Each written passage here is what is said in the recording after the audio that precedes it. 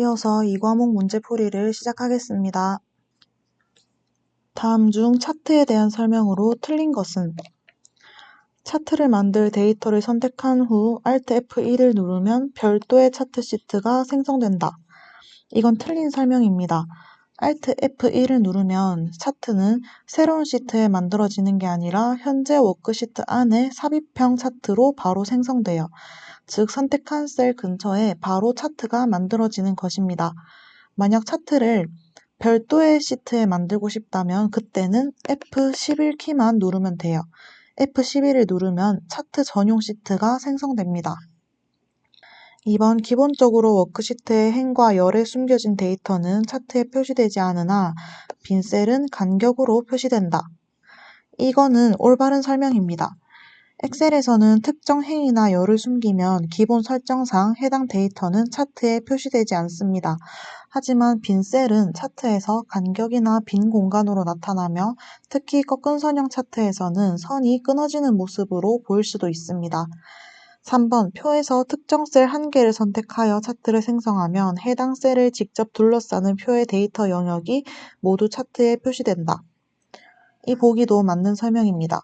엑셀에서 표 안에 셀 하나만 선택하고 차트를 만들면 엑셀이 자동으로 전체 표의 데이터를 인식하여 차트를 생성합니다.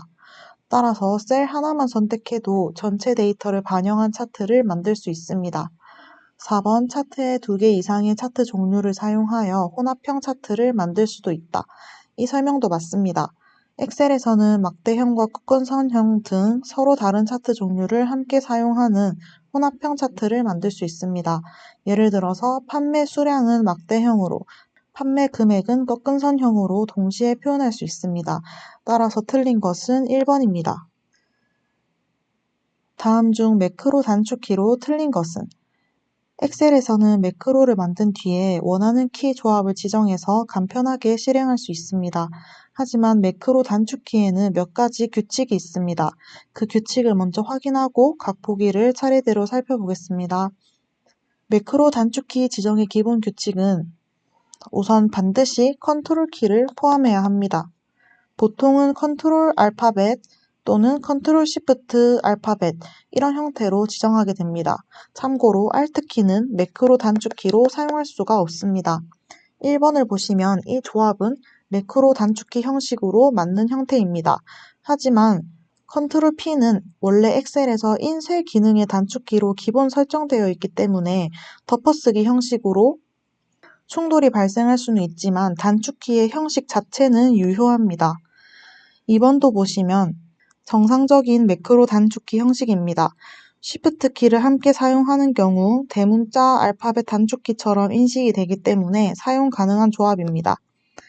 3번을 보시면 Alt가 있죠. 그래서 이게 틀린 것이고 Alt키는 매크로 단축키로 설정할 수 없습니다. 4번 조합도 매크로 단축키로 지정할 수 있어요. 이것도 1번과 비슷하게 Ctrl A는 엑셀에서 전체 선택 기능으로 기본 설정돼 있어서 매크로 실행 시 기존 기능과 충돌이 발생할 수는 있습니다. 그래도 형식 자체에는 문제가 없습니다. 다음 중 날짜 및 시간 데이터에 관한 설명으로 틀린 것은? 컨트롤 세미콜론을 누르면 시스템에 오는 날짜, 컨트롤 시프트 세미콜론을 누르면 현재 시간이 입력된다. 맞는 내용입니다. 이 단축키를 기억해 두시면 작업 속도를 높이는 데에도 도움이 됩니다. 2번 날짜 및 시간 데이터의 텍스트 맞춤은 기본 왼쪽 맞춤으로 표시된다. 이게 틀렸습니다. 엑셀에서 숫자, 날짜, 시간 데이터는 기본적으로 오른쪽 맞춤으로 표시됩니다. 왼쪽 맞춤은 텍스트형 데이터에 해당합니다. 따라서 날짜나 시간이 왼쪽에 정렬되어 있다면 그 데이터가 문자열로 인식된 것이거나 셀 서식이 텍스트로 지정된 상태일 가능성이 큽니다. 정상적으로 입력된 날짜나 시간은 오른쪽으로 정렬되어야 합니다. 3번 셀에 4/9를 입력하고 엔터를 누르면 셀에는 04월 09일로 표시된다. 맞는 설명입니다. 이렇게 입력을 하고 엔터를 누르면 자동으로 날짜를 인식하고 셀 서식에 따라서 다양한 형식으로 표시됩니다. 4번 날짜 데이터를 입력할 때 연도와 월만 입력하면 일자는 자동으로 해당 월의 1일로 입력된다. 이 설명도 맞습니다. 예를 들어서 2024-07만 입력하고 엔터를 누르면 엑셀은 이것을 이런 식으로 자동 인식합니다. 즉, 일자를 생략하면 기본적으로 1일로 처리하는 방식입니다. 따라서 틀린 것은 2번이에요.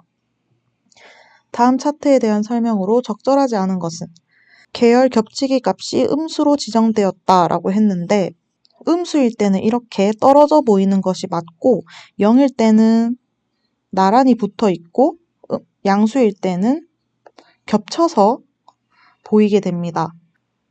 지금 보시는 차트에서는 떨어져 있기 때문에 음수로 지정된 것이 맞습니다. 2번 박민수 계열에 대해서만 데이터 레이블이 표시되었다. 박민수 계열은 초록색 막대인데 보시면 초록색 막대 위에만 숫자가 표시된 것을 확인할 수 있습니다. 이런 것을 데이터 레이블이라고 하는데 따라서 2번 보기도 맞는 설명입니다. 3번 범례는 아래쪽으로 지정되었다. 이것을 범례라고 하는데 차트의 아래쪽에 지정된 것이 맞으므로 이것도 옳은 설명입니다. 4번 행렬 전환을 수행하면 세로 값축과 가로 항목축이 서로 변경된다 라고 했는데 이 설명이 틀린 것입니다. 현재 차트에서는 과목명이 가로축에 위치하고 있고 사람 이름들이 범례에 위치하고 있습니다. 이 상태에서 행렬 전환을 하면 이제 사람 이름이 가로축으로 오게 되고 과목별 점수들이 계열로 바뀌는 구조입니다. 즉 단순히 세로와 가로가 바뀌는 게 아니라 이 두 개가 바뀌는 것이기 때문에 4번 설명은 틀린 것입니다.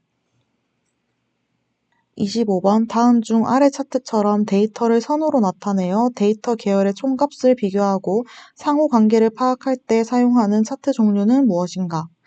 도넛형 차트는 파이 차트와 비슷하게 생겼지만 가운데가 뚫려 있어서 도넛 모양을 하고 있습니다. 전체 비율을 나타낼 때 사용하는 차트이기 때문에 지금처럼 값들을 선으로 연결해서 패턴을 비교하는 용도로는 적합하지 않습니다. 방사형 차트가 정답입니다. 방사형 차트는 각 항목을 중심으로 축이 뻗어나가는 형태예요. 데이터 값을 선으로 연결해서 전체적인 모양을 비교할 수 있어서 학생별로 과목 점수의 분포를 한눈에 확인할 수 있습니다. 이처럼 계열 간의 총값 비교나 항목 간의 관계를 파악하는 데에 가장 적합한 차트입니다. 분산형 차트는 X축과 Y축을 기준으로 점들을 찍어서 나타내는 형태예요. 주로 키와 몸무게처럼 두 변수 간의 관계를 분석할 때 사용되며 지금처럼 여러 과목 점수를 선으로 연결해 비교하는 경우에는 적절하지 않습니다. 주식형 차트는 시가, 고가, 정가, 종가처럼 시간의 흐름에 따른 변동을 나타낼 때 사용하는 특수한 차트입니다. 다음 중 찾기 및 바꾸기 대화 상자의 각 항목에 대한 설명으로 틀린 것은 찾을 내용은 검색할 내용을 입력할 곳으로 와일드카드 문자를 검색 문자열에 사용할 수 있다. 이 설명은 맞습니다. 엑셀에서는 검색할 때 와일드 문자를 사용할 수 있어요. 예를 들어서 A 별표라고 하면 A로 시작하는 모든 문자열, 물음표 A라고 하면 두 번째 글자가 A인 하나, 둘, 두 글자 문자열, 이와 같이 와일드카드를 활용하면 보다 유연하게 데이터를 찾을 수 있습니다. 2번 범위는 현재 워크시트에서만 검색하는 시트와 현재 통합 문서의 모든 시트를 검색하는 통합 문서 중 선택할 수 있다. 이것도 정확한 설명입니다. 시트를 선택하면 현재 시트만 검색하고 통합 문서를 선택하면 전체 시트를 대상으로 검색합니다. 3번 서식은 숫자 셀을 제외한 특정 서식이 있는 텍스트 셀을 찾을 수 있다. 이 설명이 틀렸습니다. 엑셀에서는 서식 기준으로 셀을 찾을 때 숫자 셀이든 텍스트 셀이든 관계없이 모두 검색이 가능합니다. 예를 들어서 배경색이 노란 셀, 글씨가 굵게 설정된 셀, 표시 형식이 통화로 지정된 셀, 이런 것처럼 숫자 셀이라도 서식 조건이 일치하면 얼마든지 찾을 수 있습니다. 따라서 숫자 셀은 제외하고 텍스트 셀만 찾을 수 있다는 설명은 잘못된 내용입니다. 모두 찾기는 검색 조건에 맞는 모든 항목이 나열된다. 이것도 맞습니다. 모두 찾기를 누르면 조건에 부합하는 셀들이 리스트로 아래에 쭉 나열됩니다. 그리고 해당 셀을 클릭하면 그 셀로 바로 이동할 수도 있어서 여러 개의 데이터를 빠르게 확인하거나 수정할 때 유용합니다. 다음 중 매크로에 대한 설명으로 틀린 것은 현재 셀의 위치를 기준으로 매크로가 실행되도록 하려면 별도의 추가 설정 없이 매크로 기록을 클릭한 후 매크로를 기록한다. 엑셀에서 매크로를 기록하면 기본적으로 절대 참조 방식으로 기록됩니다. 예를 들어서 A1셀에서 작업을 시작했다면 매크로를 실행할 때도 항상 A1셀에서 실행되도록 고정됩니다. 만약 현재 셀 위치를 기준으로 실행되게 하려면 상대 참조로 기록 기능을 먼저 활성화해야 합니다. 따라서 별도 설정 없이 상대 참조로 실행된다는 이 설명은 잘못된 내용으로 정답입니다. 2번 매크로 이름의 첫 글자는 반드시 문자로 지정해야 한다. 맞습니다. 엑셀에서 매크로 이름은 숫자로 시작할 수 없고 반드시 문자로 시작해야 합니다. 또한 공백은 사용할 수 없으며 밑줄은 사용이 가능합니다. 3번 매크로 기록 시 사용자의 마우스 동작은 물론 키보드 작업은 모두 기록된다. 이것도 정확한 설명이에요. 매크로는 사용자가 클릭하거나 입력한 동작을 순서대로 그대로 기록해서 나중에 자동으로 반복 실행할 수 있게 해줍니다. 따라서 마우스 클릭, 셀 이동, 값 입력 등의 대부분의 동작이 모두 기록됩니다. 4번 서로 다른 매크로에 동일한 이름을 부여할 수 없다. 이것도 맞는 설명입니다. 한 통합 문서 내에서는 같은 이름의 매크로를 2개 이상 만들 수 없습니다. 만약 동일한 이름으로 매크로를 만들려고 하면 오류가 발생하게 됩니다. 다음 중 수식의 결과가 다른 것 하나는 1번을 보시면 레프트 함수인데요. 보통 글자에서 왼쪽부터 몇 글자를 가져올 때 사용하는 함수입니다. 그런데 숫자에 이걸 쓰면 숫자를 먼저 글자로 바꾼 다음에 왼쪽에서 6글자를 가져오게 됩니다. 3, 4, 5.554 여기서 이거는 텍스트가 되고 여기서 왼쪽 글자니까 하나, 둘, 셋, 넷, 다섯, 여섯 그래서 3, 4, 5.55가 됩니다. 2번 라운드 함수는 반올림을 하는 함수인데 소수점 두 번째 자리까지 반올림을 하라고 했습니다. 3, 4, 5.554에서 소수점 둘째 자리는 5이고 셋째 자리는 4니까 반올림을 안 하고 그대로 3, 4, 5.55 이렇게 결과가 출력됩니다. 라운드업은 무조건 올리는 함수인데 반올림이 아니라 작게라도 있으면 무조건 위로 올리게 됩니다. 소수점 둘째 자리까지 계산하니까 4를 올려서 3, 4, 5.56이 됩니다. 그래서 얘 혼자만 다른 결과를 만들게 되죠. 4번도 볼게요. 라운드 다운은 무조건 버리는 함수입니다. 3, 4, 5.554를 소수점 둘째 자리까지 나타내면 4를 무조건 버려서 3, 4, 5.55가 되겠죠. 정리하면 3번만 다른 결과니까 정답은 3번입니다. 다음 중 아래와 같이 조건을 설정한 고급 필터의 실행 결과로 추출되는 행으로 만든 것은? 이 문제는 고급 필터에서 복수 조건을 설정하고 그에 맞는 데이터를 추출하는 문제입니다. 그림에 나와 있는 조건을 먼저 살펴볼게요. 조건은 경력은 3년 이상이면서 지원 부서가 인사니까 이거 두 개가 AND 조건으로 묶이고 그 아래에 토익이 500 이상 700 미만인 이 묶음이 두 개가 오화 조건으로 되는 것입니다. 그러니까 이 위의 조건이거나 밑에 조건 둘 중에 하나만 만족하면 추출이 됩니다. 하나씩 세어보면 3행의 경력이 5니까 경력이 3 이상이고 지원 부서가 인사, 토익은 조건에 부합하지 않지만 하나라도 만족하기 때문에 얘는 추출이 됩니다. 2번은 이 두 개의 조건 중 아무것도 만족하지 못해요. 3번은 위의 조건은 만족하지 못하지만 토익 점수가 만족합니다. 4번도 토익 점수가 만족합니다. 따라서 고급 필터의 실행 결과로 3, 5, 6행이 추출되므로 정답은 3번이 되겠습니다. 판매 지역을 이용하여 B12에서 B14 이 영역의 지역별 판매 건수를 표시하려고 할 때 B12셀에 입력해야 할 올바른 수식은 무엇인가? 판매 지역이 B2부터 B9까지 있죠. 이걸 이용해서 각 지역별로 몇 번 판매가 있었는지 세려고 합니다. A12에서 A14에 있는 서울, 부산, 대구라는 글자가 몇 번 나오는지 세어서 그 결과를 아래쪽의 표에 B12부터 B4셀에 표시하려고 해요. 이럴 때 쓰는 함수가 countIf 함수입니다. countIf 함수는 이런 형식을 가지고 있고 범위 안에서 조건과 일치하는 값이 몇 개인지 세어주는 함수입니다. 따라서 범위에는 B2부터 B9셀까지 있는 판매 지역 목록을 잡아야 하니까 B2에서 B9로 해야 하는데 범위는 움직이면 안 되기 때문에 절대 참조를 사용해서 B 이렇게 써야 합니다. 수식을 아래로 복사할 때도 이 범위는 고정하겠다는 뜻입니다. 그 다음에 조건은 지역명이 서울, 부산, 대구인 판매 건수만 세야 하니까 A12를 넣습니다. 즉, 이 범위 안에서 A12에 적힌 값이 몇 번 나오는지를 세겠다는 의미입니다. 채우기 핸들로 아래로 내리면 A13, A14로 행이 바뀌면서 자동으로 부산, 대구의 셀 개수도 셀 수 있습니다. 이렇게 수식을 완성하면 정답은 보기에 2번입니다. 31번 문제. 1반과 2반의 학급별 우유 주문 현황에서 금액은 단가 곱하기 수량으로 계산한 것이다. 다음 중 2반의 금액을 구하는 방법으로 올바른 것은 단 1반의 금액은 D5셀의 수식 D3 곱하기 D4를 F5셀까지 채우기 핸들로 복사하여 구한 것이다. 금액은 단가 곱하기 수량입니다.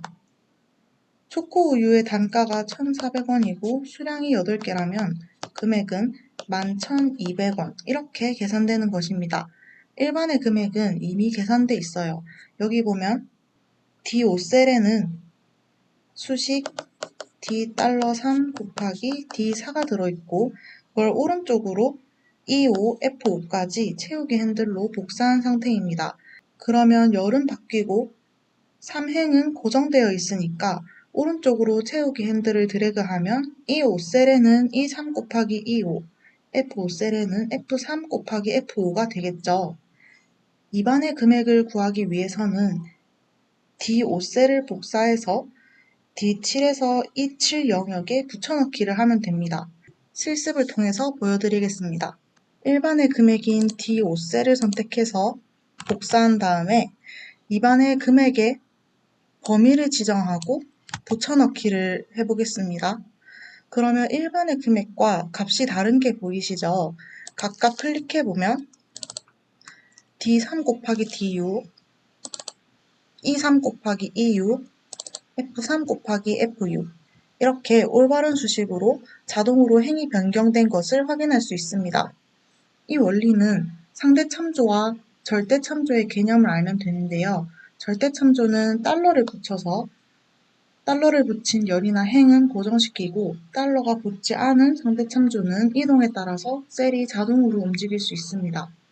그래서 3행은 고정되어 있었으니까 2반으로 수식을 붙여넣기에도 3행은 계속 고정되고 나머지는 상대 참조였으니까 자동으로 셀에 맞게 수식이 변경된 것입니다. 따라서 정답은 1번입니다. 나머지 보기는 왜 틀렸는지 확인해 볼게요. 보기 2번은 D7셀에 D$3 곱하기 D4를 입력한 후 채우기 핸들을 F7셀까지 드래그한다 라고 했는데 이거는 D7셀에 이 수식을 입력하고 채우기 핸들을 드래그하면 셀 참조가 자동으로 바뀌는 게 아니라 그냥 이 수식이 그대로 입력이 되니까 일반의 금액 결과와 동일하게 나오게 됩니다. 보기 3번 D5셀을 복사하여 D7에서 F7 영역에 값으로 붙여넣기 한다. 이거는 헷갈릴 수 있어요. 여기서 말하는 값으로 붙여넣기란 수식이 아닌 결과 숫자만 붙여넣는 거예요. D5셀에 D$3 곱하기 D4라는 수식이 들어있고 그 결과가 11,200원이라면 이걸 D7에다가 값으로 붙이면 그냥 11,200이라는 숫자만 들어가고 D7의 수량은 전혀 반영되지 않습니다. 즉 2반의 수량으로 새롭게 계산되지 않고 1반의 결과 숫자만 붙는 거예요. 정리하면 계산이 되지 않기 때문에 정답이 될 수 없습니다. 보기 4번 D7에서 F7 영역을 선택한 상태에서 D$3 곱하기 D4를 입력한다. 이 영역을 선택하고 수식을 입력하게 되면 그냥 D7셀에 D5셀의 금액이 입력될 뿐입니다. 다음 중 인쇄 미리 보기 및 인쇄에 대한 설명으로 잘못된 것은 무엇인가? 차트를 선택한 후 파일 인쇄를 실행하면 선택한 차트만 미리 볼 수 있다. 엑셀에서는 차트를 따로 인쇄할 수 있습니다. 먼저 차트를 클릭해서 선택한 다음에 파일 인쇄를 실행하면 해당 차트만 미리 보기 화면에 나타납니다. 즉, 전체 시트가 아니라 선택한 시트만 인쇄 대상으로 잡히는 거예요. 따라서 이 설명은 맞습니다. 2번 오른쪽 아래의 페이지 확대 축소를 클릭하면 화면에는 적용되지만 실제 인쇄 시에는 적용되지 않는다. 이 설명도 맞습니다. 여기서 말하는 페이지 확대 축소는 엑셀 창 아래쪽 상태 표시줄에 있는 보기 배율 조절 기능을 뜻합니다. 이건 단순히 화면을 더 크게 보거나 작게 보이게 할 뿐이지 인쇄물에 나오는 실제 크기에는 영향을 주지 않습니다. 예를 들어서 돋보기를 들고 모니터를 보는 것과 같은 개념입니다. 화면에는 커져 보이지만 인쇄될 글자 크기는 변하지 않습니다. 3번 인쇄 미리 보기 화면을 종료하려면 ESC를 누르거나 왼쪽 상단의 화살표를 클릭한다. 이것도 맞습니다. 인쇄 미리 보기 화면에서 빠져나오려면 키보드의 ESC를 누르거나 화면 왼쪽 위에 있는 뒤로 가기 화살표를 클릭하면 됩니다. 4번 오른쪽 아래의 여백 표시를 클릭하면 페이지 설정 대화 상자에 여백 탭이 표시된다. 이 설명이 틀렸습니다. 여백 표시는 인쇄 미리 보기 화면에서 페이지의 여백을 눈으로 확인할 수 있게 해주는 기능입니다. 즉, 인쇄될 영역에서 어느 부분이 빈 공간인지 시각적으로 보여줄 뿐이고 이걸 클릭한다고 해서 페이지 설정 대화 상자가 열린다든지 여백 탭이 표시되지는 않습니다. 페이지 설정 대화 상자를 열려면 별도로 해당 버튼을 클릭해야 합니다. 따라서 정답은 4번입니다. 다음 중 텍스트 나누기 기능에 대한 설명으로 틀린 것은? 엑셀에서 텍스트 나누기 기능은 하나의 셀에 여러 정보가 함께 들어있을 때 쉼표나 공백 같은 구분 기호를 기준으로 내용을 나누어서 여러 셀에 분리해주는 기능입니다. 예를 들어서 이런 데이터가 한 셀에 있다면 이 쉼표를 기준으로 나누었을 때 홍길동, 서울, 학생 이렇게 세 칸으로 나뉘게 되는 것입니다. 이제 각 보기를 하나씩 살펴볼게요.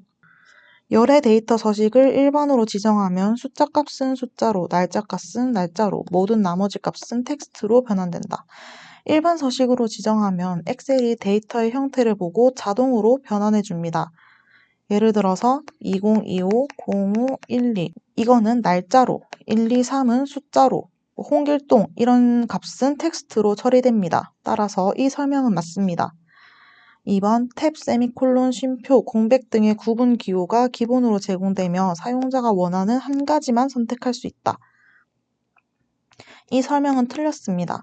엑셀에서는 이런 구분 기호가 기본으로 제공되고 원하면 여러 개를 동시에 선택할 수 있습니다. 따라서 한 가지만 선택할 수 있다는 내용은 잘못된 설명으로 정답입니다. 3번 한 셀에 입력되어 있는 데이터를 여러 셀로 분리시킬 수 있다. 이 설명이 텍스트 나누기의 핵심 기능이죠. 4번 텍스트 나누기 수행 시 데이터 형식의 변환 및 셀 서식 변경이 가능하다. 이 역시 맞는 설명입니다. 텍스트 나누기 마지막 단계에서는 각 열에 대해서 텍스트, 날짜, 일반 형식 중에서 선택할 수 있기 때문에 데이터 형식 설정이 가능합니다. 정리하면 구분 기호를 한 가지만 선택할 수 있다는 설명은 잘못된 것으로 정답은 2번입니다. 다음 중 사용자 지정 목록에 대한 설명으로 틀린 것은?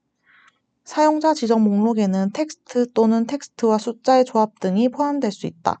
맞는 설명이에요. 사용자 지정 목록에는 단순한 글자뿐만 아니라 1학년, 2학년, 3학년처럼 글자와 숫자가 함께 있는 내용도 포함할 수 있습니다. 이런 목록은 자동 채우기나 정렬 기능에서 그대로 활용할 수 있습니다. 정렬 기준이 셀색, 조건부 서식 아이콘, 글꼴색인 경우 사용자 지정 목록을 적용할 수 있다. 이 설명이 틀렸습니다. 사용자 지정 목록은 값을 기준으로 정렬할 때만 적용할 수 있습니다. 즉, 셀에 입력된 텍스트나 숫자를 기준으로 정렬할 때 사용할 수 있다는 의미입니다. 반면에 셀 색상이나 글꼴 색상, 조건부 서식 아이콘과 같은 서식 요소를 기준으로 정렬할 때는 사용자 지정 목록을 적용할 수 없습니다. 3번 엑셀에서 기본적으로 제공되는 목록은 수정하여 사용할 수 없다. 이 설명은 맞습니다. 엑셀은 요일이나 1월, 2월 같은 기본 목록을 제공하는데 이렇게 기본적으로 제공되는 이 목록들은 수정이 불가능합니다. 4번 사용자 지정 목록을 만들면 다른 통합 문서에서 사용할 수 있도록 컴퓨터 레지스트리에 추가된다. 이것도 맞는 설명입니다. 사용자 지정 목록은 단지 한 파일에만 적용되는 것이 아니라 엑셀을 사용하는 컴퓨터의 레지스트리에 저장됩니다. 그래서 엑셀을 껐다 켜거나 다른 통합 문서를 열더라도 등록한 목록은 계속 사용할 수 있습니다. 따라서 틀린 것은 2번입니다. 다음 중 데이터 통합에 대한 설명으로 틀린 것은 통합할 여러 데이터의 순서와 위치가 동일할 경우 위치를 기준으로 통합할 수 있다. 이건 맞는 설명입니다. 이 경우는 위치 기준 통합이라고도 부릅니다. 예를 들어서 여러 시트에 동일한 셀 위치에 같은 항목들이 있다면 엑셀은 항목 이름이 없어도 해당 위치끼리 계산해서 통합할 수 있습니다. 2번 사용할 데이터의 형태가 다르더라도 같은 이름표를 사용하면 항목을 기준으로 통합할 수 있다. 이 설명도 맞습니다. 항목 기준 통합은 각 데이터 범위에 항목명이 포함되어 있을 때 사용할 수 있습니다. 예를 들어서 어떤 시트에서는 과자, 음료, 과일 순으로 다른 시트에서는 과일, 음료, 과자 순으로 되어 있더라도 항목 이름을 기준으로 엑셀이 자동으로 일치시켜서 통합해줍니다. 3번 참조 용역은 최대 3개까지만 추가가 가능하다. 이 설명이 틀렸습니다. 엑셀에서는 통합할 참조 영역의 개수에 제한이 없습니다. 추가 버튼을 이용해서 원하는 만큼 참조 범위를 계속 지정할 수 있기 때문에 최대 3개라는 표현은 잘못된 설명으로 정답은 3번입니다. 4번 지정한 영역의 계산될 요약함수는 함수에서 선택하며 요약함수로는 합계 개수 평균, 최대, 최소 등이 있다. 맞는 설명입니다. 데이터 통합 기능을 사용할 때 합계 개수 평균, 최대, 최소와 같은 다양한 요약 함수를 선택해서 결과를 계산할 수 있습니다. 이번 문제는 사용자 지정 서식에 관련된 문제입니다. 사용자 지정 서식이란 엑셀에 입력된 값은 그대로 두고 보여지는 방식만 바꿔주는 기능을 말합니다. 1번 보기를 보면 사용자 지정 서식 샵, 샵, 1 이거의 뜻을 먼저 살펴보면 샵, 샵 이거는 숫자를 1000단위로 쉼표를 넣어서 표시하라는 뜻이고 원은 문자 그대로 원이라는 글자를 붙이겠다는 뜻입니다. 그러니까 이 서식대로 하면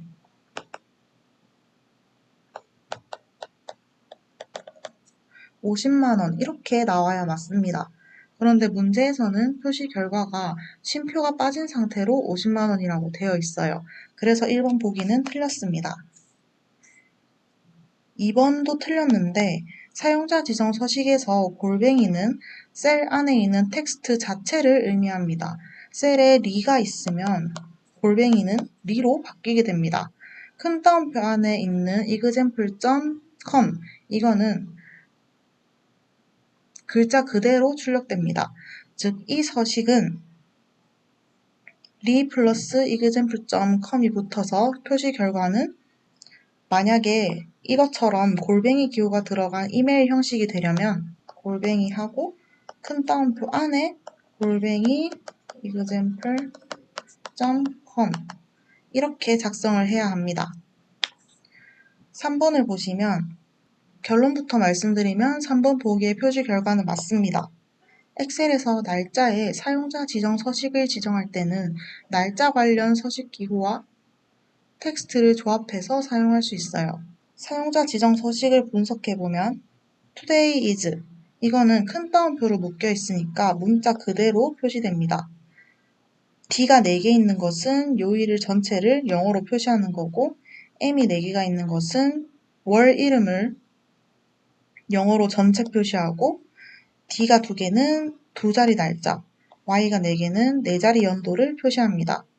만약에 날짜가 2022년 10월 15일이면 엑셀은 이것을 2022년 10월 15일 토요일로 인식을 하고 서식대로 조합을 하면 이렇게 표시가 되기 때문에 3번 보기의 결과는 맞습니다. 4번을 보시면 사용자 지정 서식에서 HMMSS 이거는 시간 관련 형식입니다. 원본 데이터는 여기에 서식을 이렇게 지정했다고 되어 있어요. 먼저 H가 하나가 있는 것은 시를 표현하라는 뜻인데 한 자릿수로 표시합니다. 그러니까 9시는 그냥 9로 나오게 되는 것입니다. M이 2개는 분이고 항상 2자리로 나옵니다. 그래서 45분은 45가 되고 SS는 마지막 초를 뜻하고 마찬가지로 2자리로 표시돼서 30이 되죠. 마지막에 o'clock이라는 부분은 큰 따옴표로 묶여 있으니까 글자 그대로 표시돼요. 그냥 뒤에 이게 붙는 겁니다. 이걸 전부 조합해보면 이렇게 나와야 정상적인 표시 결과가 되는 것입니다. 그런데 문제에서는 09라고 되어 있어요. C 부분이 2자리로 나와 있는 거죠. 서식의 H와 HH 이거의 차이 때문인데 만약에 C 앞에 0이 붙어서 09처럼 나오게 하고 싶다면 서식을 H 하나가 아니라 H가 2개 이렇게 써야 되는 것입니다. 그래서 4번은 틀린 결과입니다. 다음 중 워크시트 작업 및 관리에 대한 설명으로 틀린 것은 1번 Shift F10을 누르면 현재 시트의 위에 새 워크시트가 삽입된다. Shift F10은 엑셀에서 마우스 오른쪽을 클릭한 것처럼 바로가기 메뉴를 여는 단축키입니다. 즉 시트 이름 위에서 Shift F10을 누르면 삽입, 삭제, 이름 바꾸기 같은 메뉴가 뜨는 것입니다. 하지만 바로 새 워크시트가 삽입되지는 않습니다. 만약에 새 워크시트를 삽입하고 싶다면 Shift F11을 눌러야 합니다. 그래서 Shift F10은 삽입이 아니라 메뉴를 여는 기능이기 때문에 이 설명은 틀렸고 정답입니다. 2번 연속된 시트의 선택은 Shift를 사용하면 편리하다. 이 설명은 맞습니다. 예를 들어서 시트가 이렇게 있다고 가정을 해보겠습니다. 이 중에서 시트 2부터 시트 3까지 연속으로 선택하고 싶다면 시트 2를 클릭한 상태에서 Shift 키를 누르고 시트 3을 클릭하면 연속된 시트들이 선택됩니다. 3번 그룹화된 시트에서 데이터 입력 및 편집 등의 작업을 실행하면 그룹 내 시트에 동일한 작업이 실행된다. 위에서처럼 시트를 여러 개 선택해서 그룹 상태로 만들면 그중 하나의 시트에 입력한 내용이 모든 선택된 시트에 동시에 적용됩니다. 예를 들어서 시트 1부터 3까지를 그룹으로 만들고 시트 1에 A1셀에 총합이라고 입력하면 나머지 시트들에도 A1셀이 똑같이 총합이 들어갑니다. 이걸 그룹 입력 기능이라고 부르고 이 설명도 맞습니다. 4번 시트 삭제 작업은 실행을 취소할 수 없다. 이것도 맞는 설명입니다. 엑셀에서 시트를 한번 삭제하면 Ctrl Z를 눌러도 복구되지 않습니다. 그래서 시트를 삭제할 때는 반드시 정말 필요한 시트가 맞는지 확인하고 삭제를 해야 합니다. 다음 중 함수의 결과가 잘못된 것은 1번의 라운드 함수는 숫자를 반올림해주는 함수입니다. 여기서 23.56을 소수 첫째 자리까지 반올림하라고 했으니까 여기서 반올림을 하면 결과는 23.6이 돼야 합니다. 따라서 맞는 보기예요. 2번의 left 함수는 글자를 왼쪽부터 원하는 개수만큼 잘라주는 함수입니다. 여기서는 왼쪽부터 세 글자니까 WOR 이 결과가 맞습니다. 3번의 mid 함수는 글자에서 몇 번째부터 몇 글자를 잘라올지 정해주는 함수입니다. 컴퓨터 활용해서 두 번째 글자부터 3개를 가져오라고 했으니까 퓨터활이라고 출력되는 결과가 맞습니다. 4번의 트렁크 함수는 숫자의 소수점 아래를 자르는 함수, 즉 버림입니다. 마이너스 5.8에서 소수점 아래를 없애면 마이너스 5가 됩니다. 그런데 보기에서는 마이너스 5.8이라고 했으니까 잘못된 결과입니다. 다음 중 아래 그림과 같이 A1에서 D5 영역에 대해 이름을 정의한 경우에 대한 설명으로 틀린 것은 엑셀의 이름 정의 기능은 셀 범위에 이름을 붙여서 공식이나 선택에서 셀 주소 대신 이름을 사용할 수 있게 해주는 기능입니다. 각 보기들을 하나씩 살펴보겠습니다. B2에서 B5 영역을 선택하면 워크시트의 이름 상자에 제품명이라고 표시된다. 이건 맞는 설명입니다. 그림에서 B1셀에는 제품명이라는 제목이 있고 엑셀에서 이름을 정의할 때 첫 행의 내용을 기준으로 설정하면 해당 열은 자동으로 제품명이라는 이름으로 지정됩니다. 따라서 B2에서 B5를 선택하면 왼쪽 위의 이름 상자에 제품명이라고 표시되는 것이 맞습니다. 2번 A2에서 A5 영역을 선택하면 워크시트의 이름 상자에 코드 번호라고 표시된다. 이 설명은 틀렸습니다. A10의 첫 셀 A1에는 코드 번호라는 문구가 들어있는데요. 엑셀에서 이름을 정의할 때 공백이 포함된 텍스트는 이름으로 사용할 수 없습니다. 엑셀이 자동으로 공백을 밑줄로 바꾸는 기능은 없기 때문에 이런 이름이 자동으로 만들어지지는 않습니다. 따라서 이 설명은 잘못된 것이며 정답은 2번입니다. 3번 보기에 이 밑줄이 오타라서 밑줄이 없다고 생각하고 풀이를 하겠습니다. B2에서 D2 영역을 선택하면 워크시트의 이름 상자에 A001이라고 표시된다. 맞는 설명입니다. B2부터 D2까지의 범위를 보면 A2셀에 A001이라는 값이 있습니다. 엑셀에서는 왼쪽 열을 기준으로 이름을 정의할 수도 있는데요. 이 경우 B2에서 D2 영역은 A001이라는 이름으로 자동 지정됩니다. 4번 정의된 이름은 모든 시트에서 사용할 수 있으며 이름 정의 후 참조 대상을 편집할 수도 있다. 이것도 정확한 설명입니다. 엑셀에서 이름을 정의하면 기본적으로 통합 문서 전체에서 사용 가능한 전역 이름으로 등록됩니다. 그래서 다른 시트에서도 이런 방식으로 사용할 수 있고 수식 탭의 이름 관리자를 통해서 정의된 이름의 범위를 수정하거나 삭제하는 것도 가능합니다. 정리하자면 엑셀은 공백이 포함된 텍스트를 자동으로 밑줄로 바꾸지 않기 때문에 코드 번호라는 제목은 코드 밑줄 번호라고 이름이 정의되지 않습니다. 다음 중 페이지 설정 대화 상자에 대한 설명으로 틀린 것은? 페이지의 가로, 세로 가운데 맞춤으로 인쇄되도록 설정할 수 있다. 이 설명은 맞습니다.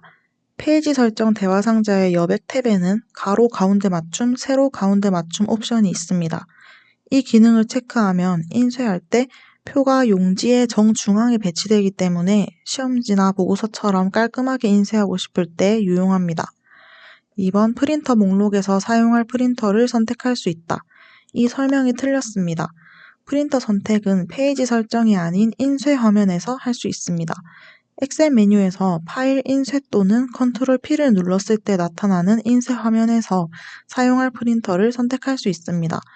페이지 설정은 프린터를 고르는 기능이 아니라 인쇄 페이지의 여백, 배율, 머리글 등 형식과 배치 설정을 위한 기능입니다. 따라서 이 설명은 잘못된 설명이며 정답은 2번입니다. 셀 오류의 표시 여부를 지정할 수 있다. 이 설명은 맞습니다. 페이지 설정 대화 상자의 시트 탭에는 셀 오류 표시라는 항목이 있습니다.